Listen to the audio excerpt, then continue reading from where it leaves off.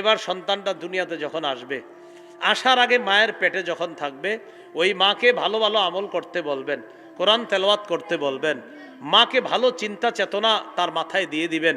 রসুল সাল্লাল্লাহু আলাইহি সাল্লামের মাথা থেকে পা পর্যন্ত যে বর্ণনাগুলো আছে, এই বর্ণনাগুলো ওই মায়ের সামনে রাখার চেষ্টা করবেন। শামাইলে তিরমিজি নামে একটা কিতাব আছে, কি নাম? শামাইলে তিরমিজি, এটার বাংলা বের হয়েছে। এটার বর্ণনার বিষয় হলো নবীর মাথা থেকে পা পর্যন্ত দেখতে কেমন, চুল মোবারক কেমন, চোখ কেমন, কান কেমন, নাক কেমন, সব এখানে আছে। যেমন সহিহ বুখারীর একটা বর্ণনা আছে, 3547 নম্বর হাদিস।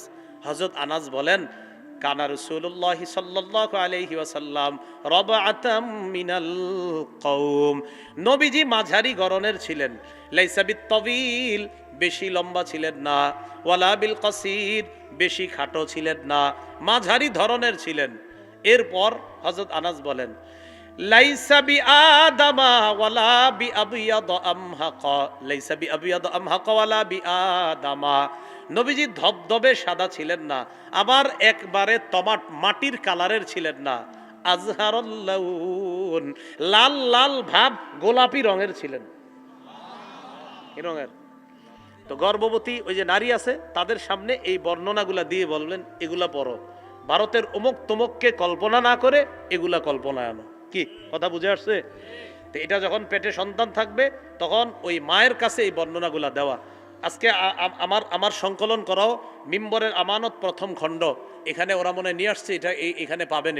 এটার মধ্যেও মাথা থেকে পা পর্যন্ত প্রথম খণ্ডের পুরা বর্ণনাগুলো আছে। থাকলে যদি ওদের কাছে থেকে থাকে আপনারা সংগ্রহ করে নেবেন। মিম্বরের আমানত প্রথম খণ্ড, একদম মাথা থেকে পা পর্যন্ত, নাক কেমন, চোখ কেমন, এগুলা কেমন, এই বর্ণনাগুলা এখানে দেওয়া আছে। পাশাপাশি সন্তানের অধিকারগুলাও এখানে স্পষ্টভাবে লেখা আছে। এইগুলা ওই মায়ের পেটে যখন সন্তানটা থাকবে, মাকে এই লেখাগুলা পড়তে দেন, কোরআন তেলাওয়াত করতে দেন।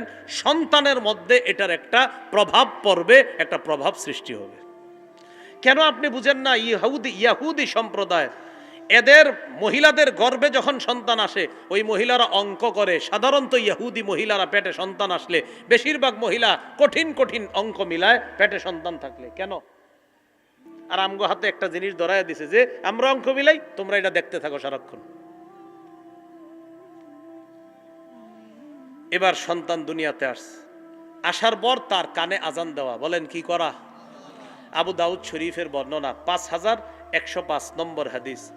عن عبيد الله بن أبي رافع رضي الله تعالى عنه رأيت رسول الله صلى الله عليه وسلم أذن في أذن الحسن بن علي بن أبي طالب رضي الله تعالى عنهما حين ولدته فاطمة بالصلاة।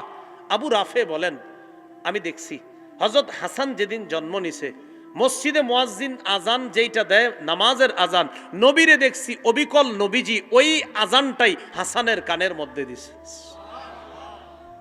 তাহলে সন্তান দুনিয়াতে আসলে কি করা?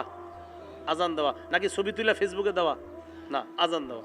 1 2 তাহনিক করা। বলেন সবাই, তাহনিক করা। কি করা? তাহনিক কাকে বলে? তাহনিক বলা হয় সন্তান হওয়ার পর এই সন্তানটা কোনো আল্লাহওয়ালার কাছে নিয়ে যাবেন। ওই আল্লাহওয়ালা খেজুর চাবাবে, চাবায়া খেজুরের সামান্য অংশ সন্তানের মুখের ভিতর উপরে এইভাবে লাগায়া দিবে, আর একটু থুতুও লাগায়া দিবে। সবাই বলেন আমার সাথে, এটাকে তাহনিক বলে। কি বলে? সহিহ বুখারীর বর্ণনা, 5467 নম্বর হাদিস। এই হাদিসের মধ্যে আছে, আন আবি মুসা রাদিয়াল্লাহু তাআলা আনহু قال ولد لي غلام فاتيت به النبي صلى الله عليه وسلم। আমার একটা সন্তান হইছে, আমি এই সন্তানকে নিয়ে আল্লাহ নবীর কাছে গেলাম।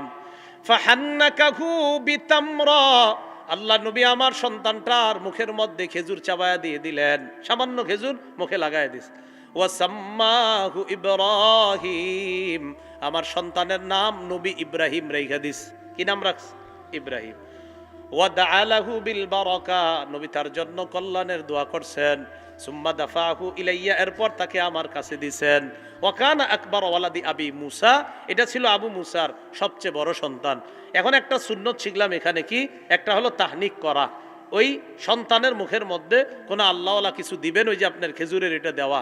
আরেকটা শিখলাম, জন্মের দিন সন্তানের নাম রাখা জায়েজ আছে।